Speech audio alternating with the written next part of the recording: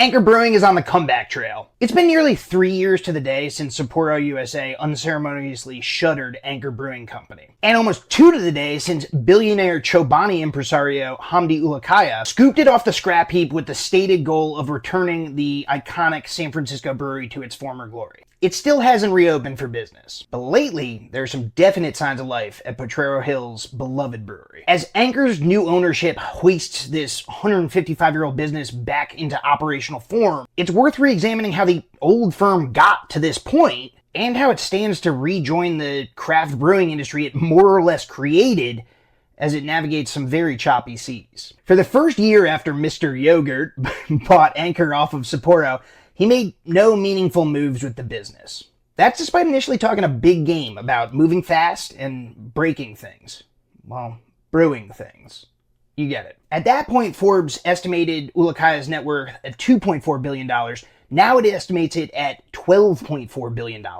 While Anchor hasn't responded to repeated requests for comment, I can say for sure that the spectacular spike in its owner's wealth has nothing to do with sales of Anchor Steam because it's still not brewing it. But in January 2026, I reported that workers were doing maintenance inside Anchor. Later that month, a longtime tipster snapped photos of what appeared to be a grain delivery at the brewery. Locals spotted steam curling up from the roof, an almost papal portent. Just as quickly as the anticipation swelled, though, it dissipated. Until last week, when the San Francisco Chronicle set off a whole new cycle of speculation with a report of action at the plant. Reporter Jess Lander also did some LinkedIn sleuthing and confirmed that Ulukaya & Co. had secured the appropriate permits from the California Department of Alcoholic Beverage Control. Lander also got some corroboration on a semi-open rumor in the trade that Sean O'Sullivan, the co-founder of the Bay Area's closed last year 21st Amendment Brewing Company, was consulting for Anchor in some capacity. I had reached out to O'Sullivan via Instagram and email in January to see if he could shed any light on that, and he never responded. Lander got 4 Bay Area beer industry sources on background about his alleged gig. Sean, if you're watching this,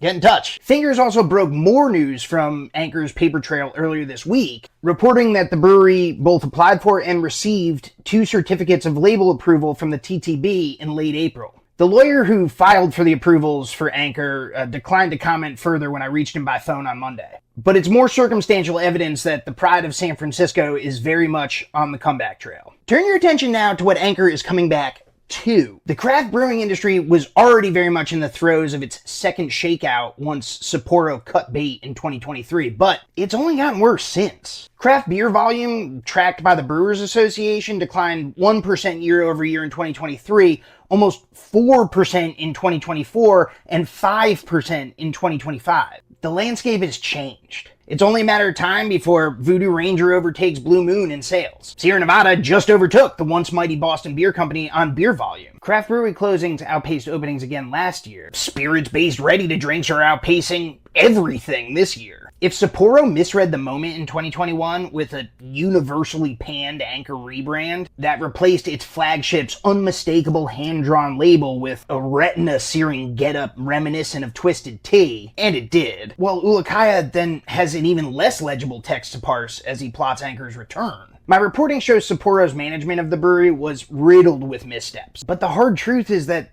this is really no country for old breweries. And Anchor wasn't in terrific shape before its then new owner came in and started screwing things up in 2017. It was selling most of its key brands in California while still maintaining a national footprint. Its forays into IPAs, the most lucrative style at retail, and for many years one of the most instrumental for getting distributors' attention, were a mixed bag. Much of its cachet came from its anachronistic aesthetic and century-spanning legacy, which, while great, are really thin reeds on which to hang a brewery in this market. Just ask Leinenkugels. Or, hell, Schlitz. Ulukaya would be a fool to try to extend the brand Tilray style into rip-offs of segment-leading hard teas or non-alcoholic beers and so forth. That dog won't hunt.